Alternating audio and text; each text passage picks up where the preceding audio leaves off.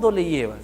Todos los documentos que te pide le vas llevando, ¿cierto? Y él, bien bacán contigo, te va a ayudar según él, te sigue pidiendo cosas, tú llevas, hasta que cambia la cara y dice, ¿sabes qué? Te encontré al listón, ¿cierto? Encontrado se dice cómo es, vas a rectificar o no, ya cambió su cara, ¿sí? Y como tú dices, no sé, tal vez, te comienzan a amenazar ¿con qué? Con delito tributario, ¿no? Si usted no rectifica, se va a ir a delito tributario y tú comentas en pánico. Lo que están hablando es de operación no real. Y la operación no real tiene requisitos, que es lo que vamos a ver. ¿Está bien? Vamos a acabar con eso. Estamos un poco el día de hoy, ya para la otra semana, en esta sesión virtual que no entiendo cómo voy a hacerla, ¿sí? Porque ya me traumé con la anterior. Veré, no había con quién reírme, para la próxima pongo a 5 personas ahí, aunque sea para conversar, si no me estreso. Entonces vamos a ver, ¿sí? Entonces vamos a empezar con un tema, con un resumen de lo que vienen a ser las rentas. Un poco encima lo voy a poner por el tema de los videos. ¿Sí? A ver, vimos la semana pasada que teníamos como contribuyentes a las personas, no antepasada, personas naturales, sucesiones indivisas, sucesiones conyugales y podían ser también personas jurídicas, ¿cierto? Personas naturales, sociedades indivisas, sociedades conyugales, personas jurídicas. Ahora, principalmente las personas naturales, sucesiones indivisas y demás, es decir, generarme lo que vendría a ser una renta de primera categoría, ¿cierto? Cuando hablamos de rentas de primera categoría, estamos hablando principalmente de alquileres, pero renta de primera categoría no solamente es alquiler, también está su arrendamiento. Si yo le arriendo a alguien y ese alguien lo vuelve a subarrendar, la diferencia para esa persona también va a ser renta de primera categoría. No solamente está el subarrendamiento, está también como renta de primera categoría el hecho de que yo le alquile y le diga, usted pague el impuesto predial. Si el impuesto predial me corresponde a mí como propietario y yo lo pongo en el contrato y hago que ella lo pague, también es renta de primera categoría. También es renta de primera categoría el hecho de que yo le alquile un bien, ¿sí? Y mi inquilino le introduce mejoras al bien. Y cuando se va, me las deja. Si cuando se va me las deja, también viene a ser primera categoría, en la medida que yo no tenga que reembolsarla. También viene a ser renta de primera categoría si es que yo le alquilo y además de alquilarle le doy servicios, ya sea plan, ya sea cuidado, ya sea limpieza, eso también es renta de primera categoría. Y la última, si quieren, la renta ficta, que es cuando yo le cedo a título gratuito, también es renta de primera categoría el 6% de ese autovalor, ¿sí? Entonces, no solamente es renta de primera categoría el alquiler, son varios conceptos que no todos se utilicen, la verdad, en la vida práctica solamente nos dedicamos al alquiler, pero no solamente es alquiler. ¿Está bien? Ese ingreso que tenemos producto del alquiler, producto de su arrendamiento, producto de la mejora introducida, producto del tributo que pague el inquilino pero que le corresponde al propietario, esa renta ficta, todos esos conceptos los sumamos y eso nos da lo que vendría a ser nuestra renta bruta, ¿cierto? Esa sumatoria de esos ingresos provenientes de ese capital nos da nuestra renta bruta. A esa renta bruta, como es una renta de capitales, ¿se acuerdan que esto era capitales? Tenemos derecho a descontarle un 20% de esa renta bruta. ¿Por qué vamos a descontarle? Porque se entiende que para generar ese ingreso yo he tenido que gastar. Ese es mi gasto, ese es mi costo si quieren, ¿sí? Sino que en primera categoría no analizamos principio de causalidad. Simplemente la ley dice, tu gasto es 20%. Si gastaste más, piña. Si gastaste menos, para ti. ¿Está bien? Pero se entiende que para que ese bien, ese capital, me genere un ingreso, ha habido inversión de por medio. Por eso la ley te permite descontar ese 20%. Ese descuento me va a dar lo que se llama la renta neta. ¿Cierto? Y a esa renta neta simplemente le aplicamos el 6.25% y me da mi impuesto a la renta de primera categoría. ¿Sí? Entonces, todo todo lo que sea proveniente de esa renta de capital, ese es su arrendamiento, esa mejora, ese tributo pagado por el inquilino, ese servicio brindado por el arrendador, esa ficción por la cesión a título gratuito, se calcula así, ¿sí? Y esto es lo que debe ir en su PDT anual, no, ya no es PDT, en ese formato que hay ahora por otro lado hay que ingresar, ¿han visto? ¿Sí? Igual que el año pasado, y hay que actualizar tu Explorer, yo digo, ya no uso Explorer, yo ahora uso Chrome, y no, tengo que actualizar mi Explorer, ya ni me acordaba cómo era el Explorer, ¿no? Hay que actualizar por ahí, ¿cierto? Y eso te viene ya automáticamente porque se entiende que salen de tus pagos a cuenta. Como tus pagos a cuenta, en cierta forma, son por la renta real, ya te viene automáticamente. Tú tendrías que ingresar solamente lo que vendría a ser tu renta ficta, porque ahí sí no va a entrar la renta ficta. Eso es lo que es primera, ¿está bien? Siempre tengamos presente eso ahí. Estas tres personas también me pueden generar una renta de segunda categoría. El tema es que la segunda categoría tiene tres vertientes. Una cosa son los dividendos, otra cosa son las ganancias de capital y otra cosa son otras rentas de segunda categoría. Cada uno tiene su propia forma de cálculo. Esa primera categoría es una renta anual. En cambio, la segunda categoría no sigue el principio de anualidad. Se le denomina impuesto de realización inmediata porque apenas genero un dividendo, pago el impuesto. Porque apenas vendo un inmueble que no sea casa habitación, pago un impuesto. Y apenas genero un interés, pago un impuesto. Apenas tengo un derecho de autor, pago un impuesto. ¿Está bien? Cuando hablamos del dividendo, simplemente lo que vayamos a recibir producto de ese dividendo, producto de esa distribución de utilidades que va a hacer la persona jurídica, ¿sí? Porque al final la persona jurídica decide cuándo distribuir sus utilidades, yo a eso le voy a llamar renta bruta, a lo que voy a recibir como accionista. A esa renta bruta le voy a multiplicar una tasa, que hasta el año pasado era 4 y este año ya es de 6.8, ¿no? 6.8. Entonces, ya acá hablaríamos del 6.8 para este año. Hasta el año pasado era 4.1 y esto me da el impuesto a la renta de dividendos, ¿cierto? Si tenemos en cuenta que hasta el año pasado siempre fue 4.1, ahora nos han cambiado, tenemos un tema progresivo, va a ir aumentando cada año hasta que llegue al año 2019 al 9.3. Lo ponemos en 6.8. Ha habido un adicional ahí. Ahora, esto es el impuesto a la renta de segunda categoría referido a dividendos. Pero también tenemos las ganancias de capital. Es decir, cuando se vende un inmueble que no sea casa, habitación. Lo que vimos la semana antepasada, ¿se acuerdan? Y ahí, ¿qué hacemos? Primero hacemos nuestro valor de enajenación. Es decir, ¿a cuánto lo hemos vendido? Yo no sé por qué a los contadores les gusta complicar la vida. Valor de enajenación. Más fácil es a cuánto lo vendiste, ya está. ¿No? Porque cuando uno habla, le dice al cliente su valor de enajenación. Entonces te dice, ¿qué es eso? Señor, a lo que usted está vendiendo, no se complique la vida, ¿cierto? Y después viene el contador y lo complica más, dice, a ese valor de enajenación le vamos a restar, ¿qué cosa? Su costo computable. Y ahí sí tu cliente no entendió nada ya. ¿Sí o no? Que tengo que aprovechar, la semana antepasada no he hecho ningún tipo de chiste, tengo que hacer chiste hoy día. ¿Cierto? Tu costo computable no es otra cosa que tu valor de adquisición, ¿o no? O tu valor de ingreso a tu patrimonio, o tu valor de construcción, ¿cierto? No es otra cosa que eso. ¿A cuánto lo adquiriste? Ese costo computable, esa diferencia, me va a dar lo que se llama mi renta bruta, ¿cierto? Ahí recién me da mi renta bruta. Por eso, si yo vendo un bien que me lo donaron o que lo adquirí por herencia, mi costo computable va a ser 0 y yo voy a pagar sobre lo que estoy vendiendo, ¿cierto?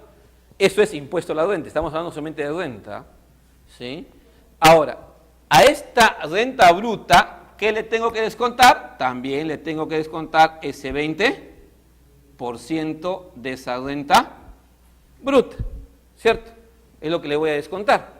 Y a eso me va a dar lo que vendría a ser la renta neta.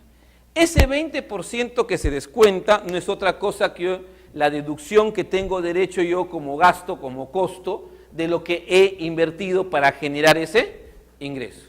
De hecho, si yo compré un inmueble para después venderlo a un mayor valor, algo debo haber hecho. Algo debe haber sucedido. El inmueble algo habrá cambiado. Aunque sea haber salido a las calles a hacer marcha para que me pongan pista y ya subir el valor de mi bien, ¿o no? No sé si ustedes han visto toda la parte de San Luis para el fondo, todos tienen pista. ¿O no han visto eso? O sea, uno invade y a la semana tienes pista. ¿Cierto? La parte más abajo que tienen años viviendo, ni siquiera tienen pista. ¿No? ¿Algo habrán hecho, digo, esas personas o no? Habrán salido pues, con Álvarez, marchado en cada vez, su portátil, ya tienen su pista. Pues. ¿Ah? Los comandos, algo han hecho. Ese al ser algo implica una inversión o no.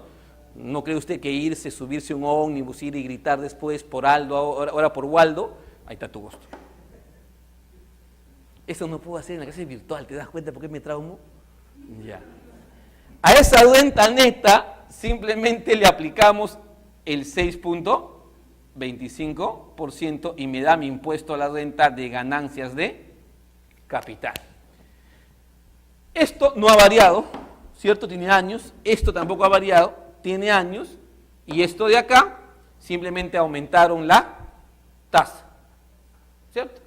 Por eso se dice que nosotros tenemos un modelo cedular. ¿Sí? En los modelos de imposición, impuesto a la renta, el nuestro es un modelo cedular. ¿Por qué? Porque yo puedo cambiar una cosa sin necesidad de variar las demás.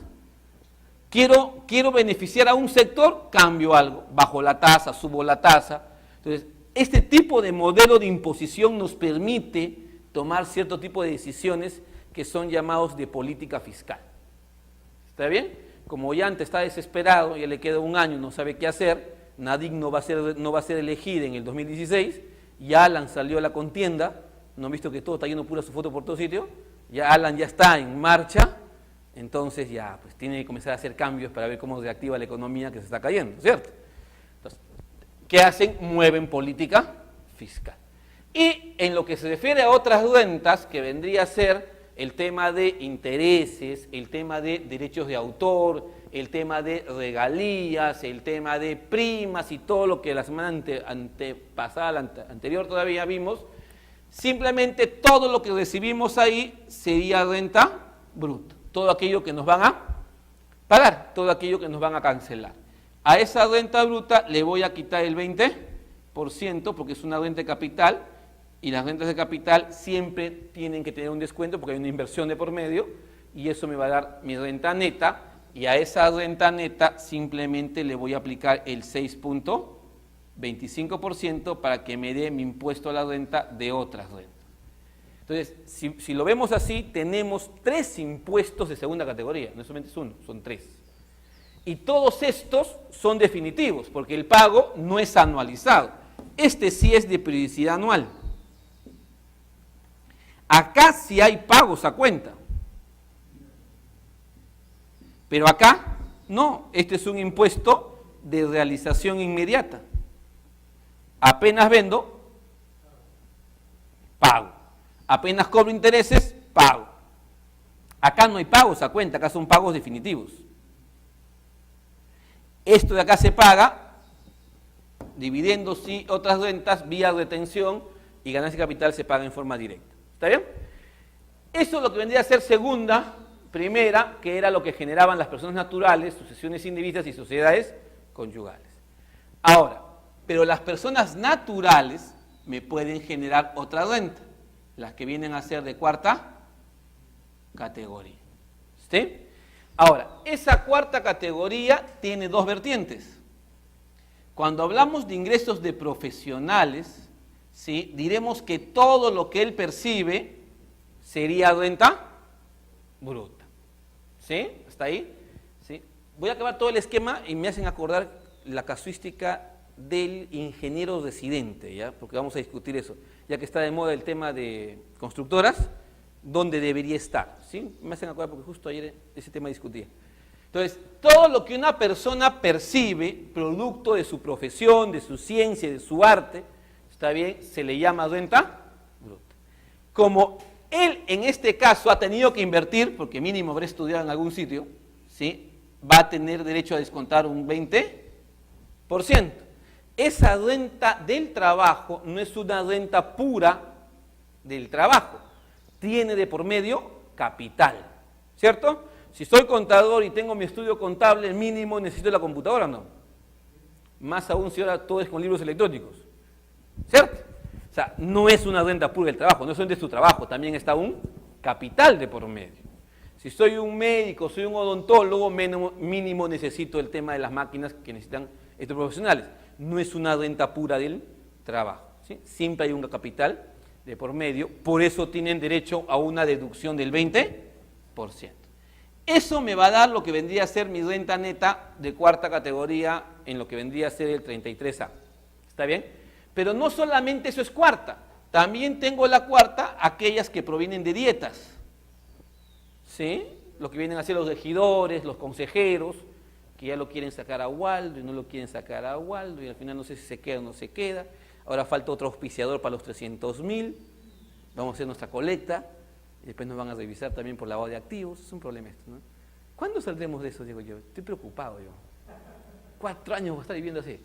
Ahora, todo lo que percibo producto de eso se llama renta bruta. Ahora, como se entiende que yo soy una persona que va a una asamblea y simplemente levanta su mano, un regidor o un consejero regional o un director de una empresa, no usa capital, simplemente su trabajo intelectual, si quieren verlo ustedes así, pero no hay capital de por medio. Pero como no es subordinado, no hay quinta, sino es cuarta categoría, pero él no tiene derecho a este 20% porque no hay de por medio capital. ¿Sí? Esa persona que cobra una dieta no está usando capital de por medio, solamente su trabajo. Entonces, ahí no hay deducción del 20%. Y tenemos también que esta persona natural puede generar lo que vendría a ser una renta de quinta categoría. ¿Está bien? Las rentas que se les conoce, se denomina la de los esclavos, ¿cierto? Llamado ahora colaboradores. ¿Sí o no? Ahora, para no decirte esclavo, te dicen colaborador. Que cambiar el chip dice mental, ¿cierto? Somos colaboradores, ¿cierto? Camiseta. Ahora, ustedes tienen que colaborar con las metas institucionales. Exacto. Eres esclavo en el fondo. Si no, pregúntenle a Donald que me meta acá como esclavo, usted que me zancocho, ¿sí o no? Soy un esclavo. Ahora, ni agua me... Ahora, todo lo que yo percibo producto de ese trabajo dependiente es mi renta bruta. Y como se entiende que yo no gasto capital, porque voy a trabajar tal cual estoy, ¿cierto? No tengo derecho a descontar nada. ¿Sí? Es lo paradójico, ¿no? O sea, tú no gastas, tú no inviertes en capacitarte, no descuentas nada, tú no inviertes en, yo qué sé, en vestimenta, ¿no? Tú no comes, no importa que pase campaña escolar y casi quiebras, o sea, no interesa, ¿cierto? Te dan 200 soles, creo, de ¿cómo se llama de escolaridad, no sé para qué alcanza eso, ni para el primer libro alcanza, pero bueno. Ni para exacto, o sea. Entonces, sumamos todo esto de acá, la sumatoria de estas rentas, la sumatoria de las rentas del trabajo, y tenemos, ¿sí? A eso de ahí le vamos a descontar, ¿sí? Hasta, no es que 7 UITs, hasta 7 UITs. Esas 7 UITs no son una deducción. ¿Por qué no son una deducción? Porque no es que si yo no llego a 7 UITs el Estado me devuelve lo que no llegué. Solamente se le conoce como un monto mínimo imponible. Como se entiende que los seres humanos vivimos de nuestro trabajo, el Estado dice, si alguien gana menos de ese monto, necesita todo su dinero para sobrevivir. Si alguien gana más de ese monto, ¿sí? Ya puede contribuir con el Estado. Eso no es una deducción, ¿ya? Porque no hay devolución de ese monto, ¿sí? Es el monto máximo que tú tienes derecho a deducir. Ahora, en cambio acá sí son deducciones. Ahora, esto de acá me va a dar lo que vendría a ser mi renta de cuarta y quinta categoría. ¿Sí? Ahí tengo mis rentas de cuarta y de quinta categoría, ¿cierto? Entonces, están mis rentas, las llamadas rentas del trabajo. Y a esto de acá le vamos a aplicar una tasa progresiva. que ya para este año, la verdad todavía no puedo memorizar estos números, para este año, hasta 5 UITs, ¿cómo se llama? ¿Cierto? Hasta 5 UITs, 8%. Entonces dicen, nos han bajado el impuesto, ¿no? En otras palabras, si alguien gana 7 más 5 UITs, 12 UITs, pagará el 8% del exceso, ¿cierto? Y 12, ¿no? 12 UITs, ¿cuánto viene a ser? ¿Unos 30.000, 40.000, 50.000 al año? Dividido entre 12, un sueldo de ¿cuánto? De 2.000, 3.000 soles, o sea, por ahí, ¿cierto? O sea, por ahí. No es mucho, pero se entiende que muchas personas van a dejar de pagar impuestos porque esa tasa ha bajado. ¿Para qué buscan que ciertas personas, que es la gran mayoría, ¿sí?, paguen menos impuestos para que tengan más dinero en su bolsillo, vayan al Megaplaza y gasten más? ¿Cierto? Harán otro Megaplaza por ahí. No sé por qué ahí se gasta todo, toda la gente está ahí, no sé por qué, todos van a comer ahí. Ahora, si es que tus ingresos son entre el 5 y 20 UITs, ya hablamos entre 5 y 20 UITs, tu tasa ya va a ser del 14%. Te bajaron un punto. Ese punto puede ser cierta cantidad de dinero que lo que está buscando el Estado es que gasten. Si ya estás entre 20 y 35 UITs, lo han hecho más largo ahora, entre 20 y 35 UITs, ya vas al 17, creo, ¿no? Vas al 17%. Ya, entonces ya si ganas un poquito más, felizmente salí de SUNAT, si no, iba a estar por ahí. Ahora, entre 35 y 45 UITs, ya vas al, si me equivoco, al 20%, y más de 45 UITs, ya vas al 30%. Acá, miren, han bajado, porque antes, ¿cuánto era? ¿54 UITs o no? Lo han bajado. Quiere decir que aquellas personas que generen un ingreso alto van a pagar más impuestos. Acá lo están disminuyendo, debe reducir la recaudación y acá debería subir. ¿No? Tiene una lógica ahí. La sumatoria de eso, ¿qué me va a dar? Mi impuesto a la renta del trabajo. ¿Está bien? Como decíamos al inicio, al ser este un sistema o un modelo cedular, yo puedo cambiar acá sin afectar lo demás. Puedo cambiar acá sin modificar lo demás. Simplemente he modificado alícuotas y ya tengo todo el cambio. ¿Está bien? Se entiende que lo que han hecho es buscando reactivar la economía que está, en cierta manera, caída. Ahora, así como estas son las rentas de personas naturales que debemos dominar cuando queramos hacer planificación tributaria, porque la planificación tributaria viene por acá. Es decir, cuando yo planifico tributariamente algo, lo que voy a hacer es que la persona jurídica tenga más gasto, pero voy a generarle un mayor ingreso como persona natural. Así ese lado va. O sea, en la planificación tributaria no es otra cosa que sacar ingresos de la persona jurídica y llevarlas a la persona natural. Implica dominar lo que son rentas de primera, segunda, cuarta y quinta. Así como tenemos estas 4 categorías, las personas, cualquiera de estas, podemos venir a los que vendrían a ser tercera categoría. Y en tercera categoría tenemos 3 modelos, ¿o no? ¿Sí? Lo que viene a ser el simplificado, que hasta ahora lo llaman nuevo, ¿no? Hasta se llama nuevo, ¿no? Alguna vez en una clase un alumno me dijo, doctor, ¿por qué nuevo? ¿Es nuevo de este año? No, lo digo hace como 20 años, pero le siguen diciendo nuevo. Simplificado, en el cual pagamos en función a cuota, ¿cierto? En función a una tabla. En función a la tabla nos da la cuota, ¿sí? Me acuerdo que en orientación había personas que llevaban contabilidades de esto. Nunca entendí qué hay que hacer ahí, porque solamente se mide el monto y se paga, pero bueno. Ahora, así como está el simplificado, también tenemos el régimen especial, ¿cierto? El impuesto especial, el impuesto a la renta, en el cual tú pagas el 1.5% de tus ingresos, ¿sí? De tus ingresos mensuales. ahí pagas el 1.5. El otro día alguien me preguntaba, me decía, ¿cuál es mejor? Para mí siempre será mejor el especial, ni siquiera simplificado, sino el especial. Es un tema económico. Y si vemos el último régimen, veríamos el régimen general, en el cual ya tenemos que hacer estados financieros. Realmente esto de acá es impuesto a la renta, sí, pero donde está el tema en sí es en el régimen general. ¿Sí? Ahí haremos un estado financiero básico, no se olviden que soy abogado, mis ventas netas, ¿cierto?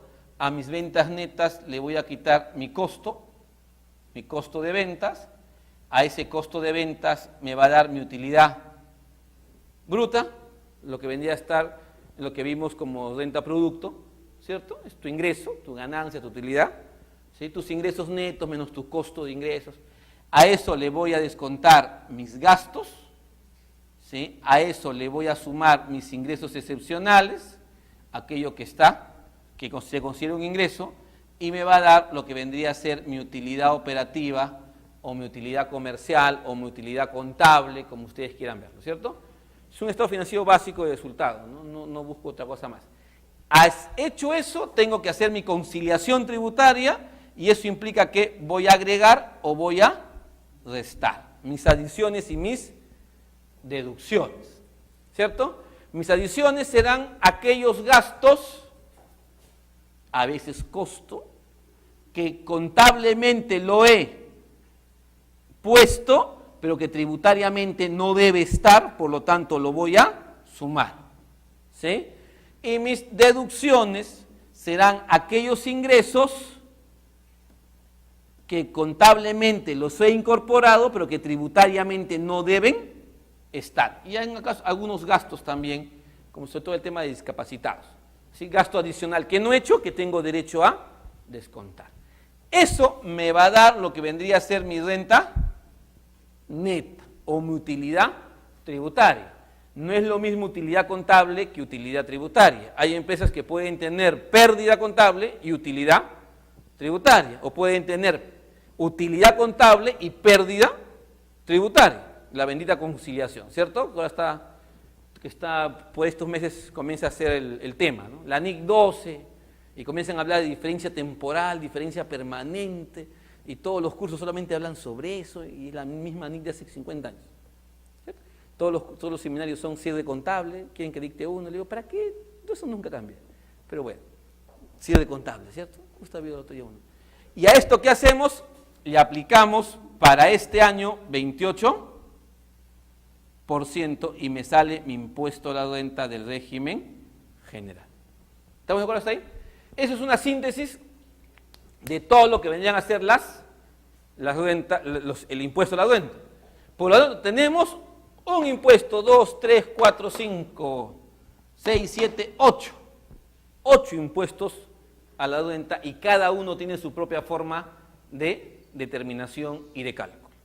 ¿Está bien hasta ahí? ¿Alguna duda hasta ahí? ¿No? Entonces les hago una pregunta. El otro día me llama una empresa constructora y me dice, tengo un ingeniero residente, ¿sí? ¿Cómo lo debo contratar o cómo le debo pagar? ¿Con recibo de honorarios? ¿Le debo pedir factura o le debo emitir una boleta de pago? En otras palabras, me estaba preguntando si debía estar en cuarta, en quinta o en tercera. ¿Está bien? Entonces, me preguntaba porque al parecer el ingeniero residente que iban a contratar le había dicho, yo te emito pero factura, no recibo y no quiero estar en tu planilla, quiero que sea con factura. Entonces les nació la duda. Entonces les traslado la consulta que me hicieron. Un ingeniero residente, ¿sí? de las obras de construcción, ¿en cuál de las categorías debería estar? ¿En cuarta, en tercera o en quinta? ¿Cuarta, quinta o tercera? Ahora sí me tienen que hablar, ya no está con la pantalla. Ya. Donald, ¿retransmite la pregunta? Chao, Donald, chao. ¿Qué me dicen? ¿En cuál?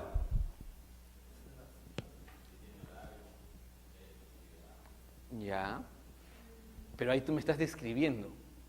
Pregúntame como que yo fuese el cliente, yo te voy a responder lo que me respondían, porque algo que veo ya, a veces uno, en nuestra profesión, hablamos muy técnico, ¿cierto? A veces devengado, percibido, y no es, pues, ¿no? Ya es devengó, no devengó. Y a veces las personas que son nuestros clientes quieren que eso se lo digamos de una manera mucho más sencilla. Y a veces uno le hace preguntas en forma técnica y te responden lo que se les ocurre. Por eso a veces es mejor comenzar a hacer como cucharitas y preguntando cosita por cosita para que tú puedas ir armando mentalmente la respuesta o no. Porque tú puedes decir algo y después mañana te dicen, tú me dijiste. Y uno dice, pero tú no me dijiste cómo era todo. Es que no me preguntaste. ¿Cierto? Y comienzan a haber problemas o no. Y como siempre hay un contador que raja más del anterior, entonces no, el de atrás no sabía, porque tú siempre sabes lo que no sabe el de atrás, ¿cierto? El último sabe más. Ya ustedes sabemos eso ya. ¿Sí? Yo ya eso ya lo he experimentado y lo he visto en la vida. Ya. Entonces, en el tiempo uno va aprendiendo que hay que preguntar.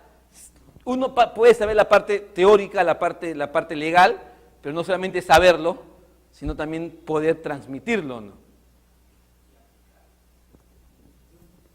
¿Sí? Entonces, mi primera pregunta fue, le soy sincero, le dije, ¿qué hace un ingeniero residente? Porque le digo, discúlpame, yo sé tributario, dicen, no me consta, pero yo no sé nada de OCSE, no sé nada de construcción y no tengo idea qué hace un ingeniero residente. Y me dijeron lo siguiente, el ingeniero residente es el que se encarga de velar por la calidad de la obra. Es decir, el que se encarga de ver que la obra se ejecute de acuerdo al perfil técnico que fue en materia de la licitación y demás. Es el que se encarga que la obra sea hecha como debe ser. No me servía. Porque hasta lo que me dijo ahí, oye, no, o sea, no me sirvió.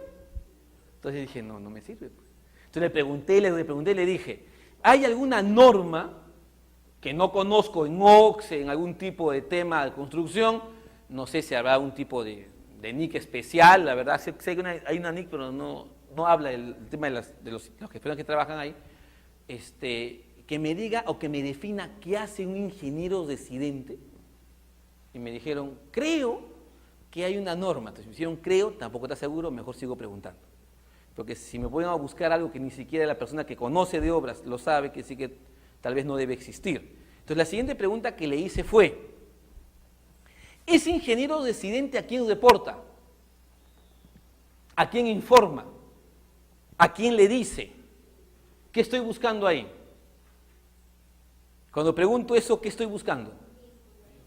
Si hay o no hay vínculo, si hay o no hay subordinación. ¿Por qué? Para saber si es cuarta o si es quinta, ¿cierto? Entonces le digo, ¿a quién reporta? Y me dice, reporta a la entidad supervisora. Y dije, yo, ¿de dónde apareció la entidad supervisora? Estábamos en una relación constructor-ingeniero y me sacan a otra entidad. Y digo, disculpe, entidad supervisora, ¿qué es una entidad supervisora? La empresa supervisora es la que supervisa que la obra que estamos haciendo esté bajo los parámetros, el perfil y demás. Ya. Y esa empresa supervisora, ¿quién la escoge? También se hace vía licitación. Eso quiere decir que no hay vínculo acá. ¿Y él le reporta a esa entidad? Sí. ¿Y por qué le reporta a esa entidad? Porque con ese reporte, me contaban, con ese reporte y con lo que la empresa supervisora hace su informe, va para el tema de la cotización o valorización para que recién nos paguen. Está condicionado al informe del ingeniero residente. O sea, miren, de él depende, decía yo. Y ahora, hasta ahí tampoco encuentro vínculo, ¿cierto? Pero le va a reportar a alguien que no le está... ¿Quién le paga? Porque ahí me nació la siguiente duda. Si le reporta al otro, ¿quién le paga? Porque quería saber si el pago, dónde podía estar o no. Y me dijo, nosotros le pagamos. Es una obligación de las bases que nos ponen que tenemos que tener un ingeniero residente, ¿sí? Le digo, ¿en su planilla? No. Debe estar simplemente como una especie de, en nuestro expediente. No en su planilla, no. La ley no lo obliga a poner en su planilla, no. Decían, no es quinta, está ahí, ¿no? No lo están obligando. Pero yo le pago. Pero no me reporta a mí. Entonces, ¿qué cosa es? ¿Cuarta o quinta? Le pago, pero no me reporta. Pero sí le pago. Entonces, ¿qué es? Como que se va para tercera. Entonces le pregunté y le dije, él para que haga su trabajo, para que este ingeniero residente cumpla con su función, necesita de otras personas, necesita de algún bien, de alguna máquina, alguna maquinaria. ¿Por qué le preguntaba si necesitaba de otras personas o de alguna maquinaria? Para saber si estaba en tercera. Porque tercera categoría es la mezcla de capital más el trabajo. Si ese ingeniero se vale de otros ingenieros para hacer su función, es tercera, ¿cierto? Porque no es su trabajo personal y es el trabajo de varias personas. Y si él para hacer su trabajo necesita maquinaria, algún tipo de bien, yo qué sé, ¿sí? Ya es tercera. Y me dijo, no, tiene ayudantes que están en nuestra planilla, pero que lo ayudan porque a veces hay bastante trabajo que hacer. Pero no es que necesite a alguien específicamente para hacer su trabajo. Y no necesita ningún bien, es solamente su tema profesional. Y me volvieron a complicar. Entonces decía, ¿dónde diablos está? ¿Dónde lo sacaron? Entonces dije, el ingeniero residente, entonces, ¿qué cosa es? ¿Sí? Entonces seguía conversando y le vuelvo a reformular la pregunta y le digo, perfecto. Usted dice que no le rinde cuentas a usted porque informa a la otra entidad, porque eso es la obligación para hacer la valorización, ¿ya? Y usted le pone algún tipo de meta, algún tipo de yo qué sé, de circunstancias, usted algo le hace y me dice, yo le digo, la obra tiene que acabar en una semana, él tiene que hacerlo en una semana, ese es su trabajo. Ah, ya, usted le pone metas. Entonces dije, tiene subordinación, pero no le rinde cuentas, o sea, le rinde cuentas por un tema funcional, pero tiene que hacer informes hacia otra entidad. Entonces me hizo acordar algo, me acordé cuando yo era ejecutor coactivo. Yo como ejecutor coactivo, según el Código Tributario, era independiente. Nadie tenía que decirme qué firmar y nadie podía decirme cómo firmar, era mi responsabilidad. Pero jerárquicamente era un empleado más de SUNAT. Tenía un jefe, pero él no me ordenaba qué embargo levantar ni qué embargo trabar, eso lo decidía yo solo. Pero sí le reportaba a él, ¿sí?, mi trabajo, si quiere. Entonces dije, la subordinación no necesariamente implica el reportar, no necesariamente implica la función que realizas. En la medida que la persona que me paga me pida o tenga la facultad directriz o tenga la facultad sancionadora, es decir, me pueda sancionar, ya es mi empleador, ¿no? Aunque no me tenga que reportar a mí. Entonces, haciendo ese análisis, revisando que no tiene capital, no tiene otros trabajadores, no puede ser tercera, viendo que, si bien es cierto, es un trabajo de un profesional, pero que le establecen metas y por lo tanto le están diciendo cómo hacerlo, no es cuarta, ¿qué me queda? Quinta. Por más que él le emita sus informes a otra entidad y ese informe sea totalmente independiente. Entonces llegué a la conclusión que era un quinta categoría. ¿Está bien? ¿Queda ahí? No sé. Y no figura en planilla. Ya, ahí viene un tema de una contingencia tributaria. La pregunta se extendió, la verdad. Y me dijeron, ¿queda hasta ahí primero? ¿Es quinta para ustedes o no? Les va a pasar ya, porque en